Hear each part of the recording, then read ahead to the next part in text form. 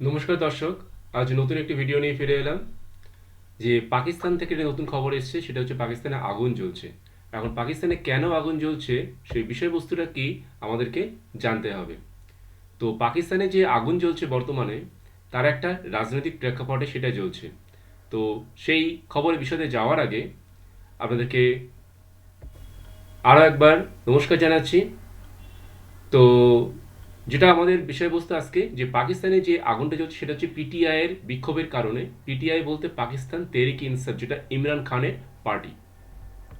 তো ইমরান খানের পার্টি তেহরিক ইনসাফ, তাদের জন্যই কিন্তু তারা মিছিল করে এগোচ্ছিল পাকিস্তানের যে রাজধানী আছে ইসলামাবাদ, সেই ইসলামাবাদের দিকে। যখন তারা মিছিল করে এগোচ্ছিল, কেন মিছিল করে আগাচ্ছিল? তার কারণ হচ্ছে ইমরান খান বর্তমানে জেলে বন্দি আছেন। ইমরান খান বর্তমানে জেলে বন্দি আছেন, এবং সেই জেলে বন্দি থাকার কারণটা হচ্ছে সেই একই কথা। পাকিস্তান এমনই একটি অপরিণত রাষ্ট্র, এবং যেখানে প্রধানমন্ত্রী থাকা অবস্থায় সে ঠিক থাকে, যেই প্রধানমন্ত্রী চলে যায় বা প্রধানমন্ত্রীর চেয়ার থেকে প্রধানমন্ত্রীর ক্ষমতা যখন তার চলে যায়, তখন কিন্তু তার সেইটা থাকে না। মানে তখন সে অনেক সময় দেখা যায় জেলেই চলে যাচ্ছে, নানান কেস দিয়ে তাকে সেই প্রধানমন্ত্রীকে জেলে পাঠিয়ে দেওয়া হয় বা জেলে ঢুকিয়ে দেওয়া হয়। এমনই একটি অপরিণত দেশ হচ্ছে পাকিস্তান। তো এই মুহূর্তে যেহেতু ইমরান খানের ক্ষমতা নেই, সেই জন্য ইমরান খানকে কিন্তু জেলে পাঠানো হয়েছে, এবং জেলে বন্দি আছে পাকিস্তানের সাবেক প্রাইম মিনিস্টার ইমরান খান। এবং সেই ইমরান খানের যে পার্টি পাকিস্তান তেহরিকে ইনসাফ, সেই পাকিস্তান তেহরিকে ইনসাফের পক্ষ থেকে কিন্তু একটা প্রতিবাদ মিছিলের আয়োজন করা হয়েছিল। যদিও সেখানে 144 ধারা জারি করা ছিল, কিন্তু প্রতিবাদ মিছিলের আয়োজন করা হয়েছিল, এবং সেই মিছিল যাচ্ছিল হচ্ছে ইসলামাবাদের দিকে। পাকিস্তানের স্বরাষ্ট্র মন্ত্রক সূত্রে জানানো হয়েছিল যে ইসলামাবাদের দিকে যদি কোনো মিছিল যায় তেহরিক ইনসাফ এই পার্টির তরফ থেকে, বা ইমরান খানের যে পার্টি আছে সেই পার্টির তরফ থেকে, তাহলে কিন্তু তারা গ্রেপ্তার করতে বাধ্য হবে। হাজারে হাজারে সমর্থক, পাকিস্তান তেহরিক ইনসাফ পার্টির হাজারে হাজারে সমর্থক কিন্তু ইসলামাবাদের দিকে যাচ্ছিল। এবং সেই সময় তারা একটা সীমানা অতিক্রম করার পরেই কিন্তু যেটা দেখা যায় যে তাদেরকে গ্রেপ্তার করা হয়, এবং গ্রেপ্তার করা হয় প্রচুর সংখ্যায়, প্রায় 4,000-এর বেশি পাকিস্তান তেহরিক ইনসাফ অর্থাৎ ইমরান খানের যে পার্টি, সেই পার্টি যে সদস্য, তা প্রায় 4,000-এর উপরে সদস্যকে গ্রেপ্তার করা হয়।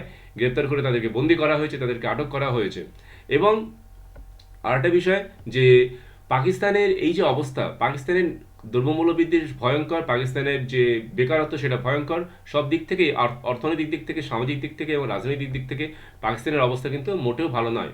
কিন্তু তা সত্ত্বেও পাকিস্তান যেটা করতে চায় সেটা হচ্ছে ভারতের ক্ষতি। পাকিস্তানের মনের মধ্যে সবসময় রয়েছে ভারতের ক্ষতি।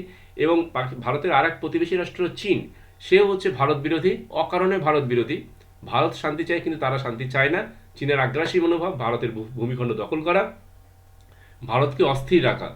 তার জন্যই চীন কি করেছে, পাকিস্তানের সঙ্গে সম্পর্ক তৈরি করেছে।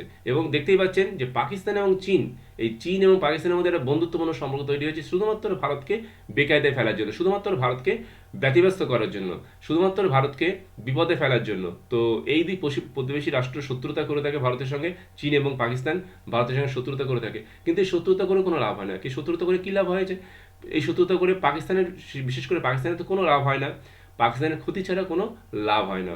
এবং ভারত সেক্ষেত্রে সার্জিক্যাল স্ট্রাইক করে দেখিয়ে দিয়েছে, যদি পাকিস্তান যদি কোনো উল্টোপাল্টা কিছু করার চেষ্টা করে দেশে ঢুকে, তাহলে কিন্তু ভারতের তরফ থেকে এখন সার্জিক্যাল স্ট্রাইক করা হবে। আগের মতো নরম নীতি নিয়ে, ভারত সরকারের আগে যে নরম নীতি ছিল বা যে নরম পলিসি ছিল, সেই নরম নীতি নিয়ে কিন্তু এখন চলা হবে না। সেটা কিন্তু ভারত সরকার পরিষ্কার বুঝিয়ে দিয়েছে, এবং সেটা পাকিস্তানের যারা সরকারে থাকে তারা কিন্তু এখন ভালো রকম বুঝে গিয়েছে। কিন্তু তাদের, যাদের মনের মধ্যে শত্রুতা রয়েছে অকারণে, সেটা ধর্মীয় কারণে হোক বা যে কারণে হোক, তারা সেটা চালিয়েই যেতে থাকে। তাতে যদি সেটাতে যতই তাদের ক্ষতি হোক বা সর্বনাশ হোক না কেন, পাকিস্তানের অবস্থা এরকমই। তাদের নিজেদের যতই ক্ষতি হোক বা অসুবিধা হোক না কেন, ভারতের সঙ্গে শত্রুতা করার চেষ্টা করে, এবং সেটা কিছুটা চায়নার সঙ্গে হাত মিলিয়ে খেলে করার চেষ্টা করে থাকে।